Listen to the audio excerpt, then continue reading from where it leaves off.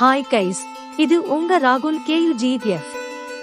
இன்னைக்கு நம்ம காக்கையந்தோப்பு எழுந்தருளி இருக்கிற ஸ்ரீ முத்துமாரியம்மன் கோவில்ல விழா பண்ண போறோம். சரி, முதல்ல நம்ம சுதை சிற்பங்களை பார்ப்போம். இங்க ஆஞ்சநேயர், அர்த்தநாரீஸ்வரர், தத்தாத்ரேயர், மகாவிஷ்ணு, லலிதா திரிபுர சுந்தரி, முருகனும் இன்னும் நிறைய பேர் இருக்காங்க. கோவிலுக்குள்ள நுழைஞ்ச உடனே முதல்ல பெருமாளுக்கு ஒரு சன்னதி இருக்கு. அடுத்து விநாயகர் மற்றும் முருகருக்கு சன்னதி இருக்கு. அடுத்து சிவபெருமானுக்கு ஒரு சன்னதி. அந்த சன்னதியில தட்சிணாமூர்த்தி, லிங்கோத்பவர், பிரம்மா, விநாயகர், முருகன், சண்டிகேஸ்வரர், பார்வதி மற்றும் காலபைரவர் சிற்பங்கள் இருக்கு. அடுத்து நம்ம கோவிலுக்குள்ள நுழைஞ்ச உடனே பலிபீடம், கொடிக்கம்பம், பாவாடைராயன் மற்றும் சிங்க சிற்பங்கள் இருக்கு. மூலவர் ஸ்ரீ முத்துமாரியம்மன் தரிசனம் பார்க்கவே செம்மையா இருக்கு. சரி, இப்போ இவங்களோட பொது வரலாறை பார்ப்போம். முன்னொரு காலத்துல ஜமதக்னி முனிவரும் அவரோட மனைவி ரேணுகா தேவியும் ஒன்னா வாழ்ந்து வந்தாங்க. ரேணுகா தேவி தினமுமே மணலால செஞ்ச பானையில தண்ணி எடுத்துட்டு வருவாங்க. அது சாதாரண பானை இல்ல, வெறும் மணலால செஞ்சது.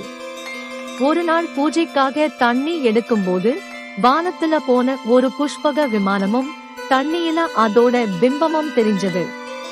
அதை பார்த்த ரேணுகா தேவி அந்த கந்தர்வனோட பிம்பத்துல மட்டும் கவனம் செலுத்தினாங்க.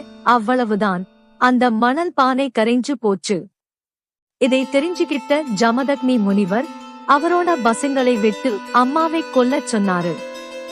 ஆனா அவங்க பண்ணல.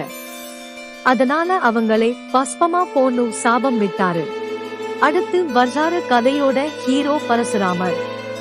வந்த உடனே அவர் அப்பா பேச்சை தட்டல. தன் அம்மாவும் அவங்களுக்கு உதவியா இருந்த ஒரு மீனவ பெண்ணோட தலையை வெட்டிட்டாரு. இதனால சந்தோஷப்பட்ட ஜமதக்னி முனிவர் ஒரு வரம் கேட்டாரு. வெட்டப்பட்ட எல்லாரும் உயிரோட வரணும்னு பரசுராமர் வரம் கேட்டாரு. வரமும் கிடைச்சிருச்சு. ஒரு புனித தீர்த்தத்தை தெளிச்சா அவங்க உயிரோட வந்துடுவாங்க. ஆனா இந்த வேலையை விடியறதுக்குள்ள செஞ்சு முடிக்கணும், இல்லன்னா சக்தி போயிடும். பரசுராமர் அதையே செஞ்சாரு. ஆனா இருட்டுல வெளிச்சம் இல்லாத காரணத்தால அம்மாவோட தலையும் மீனவ பெண்ணோட உடலும் மாறி போச்சு. இப்படி தலை மாறி போன காரணத்தை இவங்களை மாரியம்மன்னு எல்லாரும் கூப்பிடுறாங்க. இவங்களை கும்பிட்ட கண்டிப்பா மழை கொடுப்பாங்க.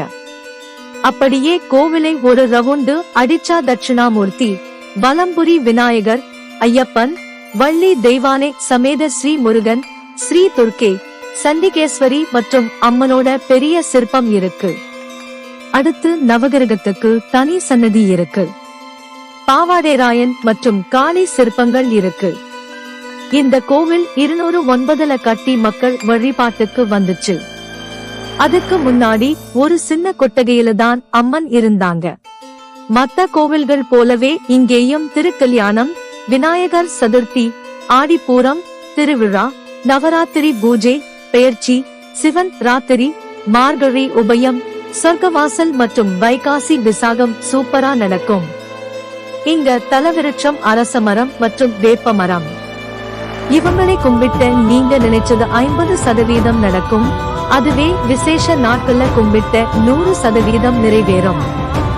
இப்போ கோவிலை புதுப்பிச்சு இருக்காங்க. அதனால எல்லாரும் வந்து அம்மன் அருள் பெறுங்க. ஓகே கேஸ், இதோட இந்த வீடியோவை முடிச்சுக்கிறேன். நன்றி.